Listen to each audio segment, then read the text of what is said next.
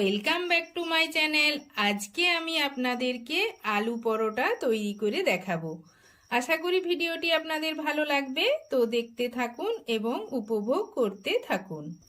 এই পরোটা বানানোর জন্য নিয়েছি দুটো সেদ্ধ করা আলু, আর নিয়েছি কুচনো লঙ্কা, কুচনো পেঁয়াজ, ধনেপাতা কুচি, আদা কুচনো। নিয়েছি ময়দা। পরোটা তৈরির জন্য প্রথমে আমি ময়দার ডোটা তৈরি করে নেব। দিয়ে দিচ্ছি পরিমাণ মতো লবণ, দিয়ে দেব 2 থেকে 3 চামচ পরিমাণ সাদা তেল। তেল, লবণ ময়দার সাথে খুব ভালোভাবে মিশিয়ে নেব। তেল, লবণ ময়দার সাথে খুব ভালোভাবে মিশিয়ে নিয়েছি।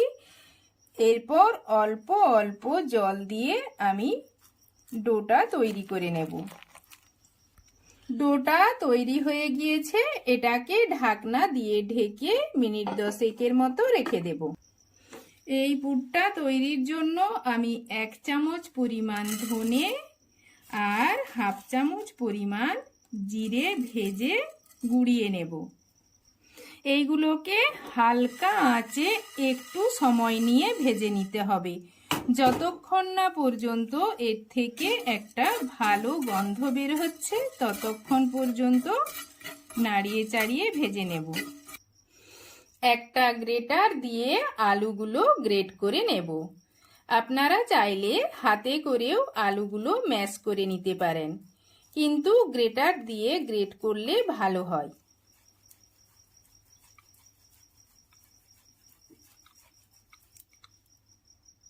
আলুগুলো গ্রেট করে নিয়েছি।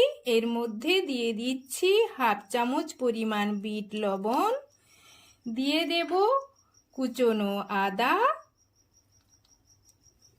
দেব লঙ্কা কুচি, দিয়ে দিলাম ধনেপাতা কুচনো, দিয়ে দেব পেঁয়াজ কুচি,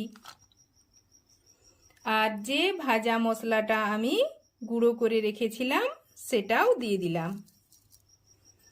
আর হালকা কালারের জন্য দিয়ে দিচ্ছি কাশ্মীরি লাল লঙ্কার গুঁড়ো, আর দিচ্ছি 1 চামচ পরিমাণ সরষের তেল। এই সব উপকরণগুলো আলুর সাথে ভালোভাবে মিশিয়ে নেব। আলুর পুরটা তৈরি হয়ে গিয়েছে। এরপর আমি এই ডো থেকে লেচি কেটে নেব। লেচিগুলো একটু বড় বড় করে কেটে নিতে হবে। এই রকম মাপ করে আমি কেটে নিচ্ছি।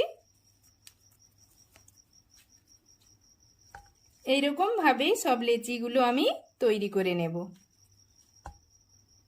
সব লেচিগুলো কেটে নিয়েছি। একটা লেচি নিয়েছি, এটাকে হাতের তালুর ওপরে রেখে একটু গোল করে নিচ্ছি। এখন আমি এটাকে মাঝখানটা ঠিক রাখবো, আর সাইড থেকে পাতলা করে একটা বাটির আকারে গড়ে নেব। মাঝখানটা কিন্তু বেশি পাতলা করা যাবে না, তাহলে বেলার সময় পুর সব বাইরে বেরিয়ে যাবে। সাইডটা পাতলা করে নিচ্ছি। দেখতেই পাচ্ছেন আমি কেমন ভাবে বাটিটা তৈরি করছি।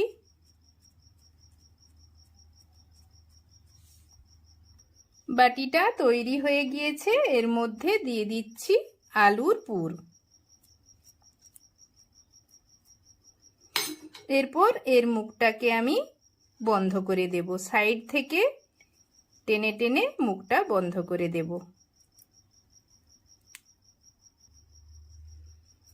এরকম টেনে টেনে খুব সাবধানে এর মুখটা বন্ধ করে দিতে হবে।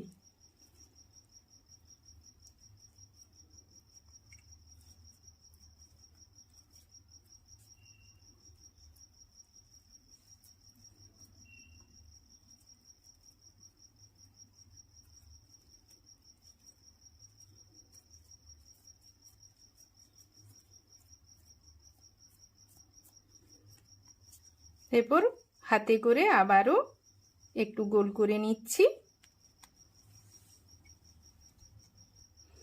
এর ওপর ময়দা দিয়ে এটাকে হালকাভাবে প্রেস করে দিচ্ছি।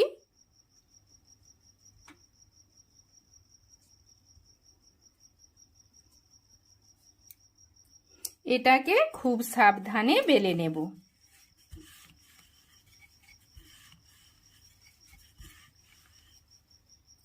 এটা বেলা হয়ে গিয়েছে। এইরকম ভাবেই আমি সব পরোটাগুলোকে তৈরি করে নেব। পরোটা ভাজার জন্য চুলায় একটি প্যান চাপিয়ে দিয়েছি। প্যানের মধ্যে দিয়ে দিচ্ছি তৈরি করে রাখা পরোটা।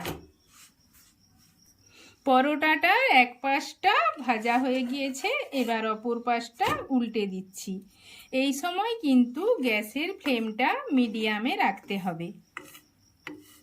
দিয়ে দিচ্ছি সাদা তেল। তো দেখুন পরোটাটা কত সুন্দর ফুলে উঠেছে। আবারও উল্টে দিচ্ছি। এই রকম উল্টে পাল্টে পরোটাটা ভেজে নেব।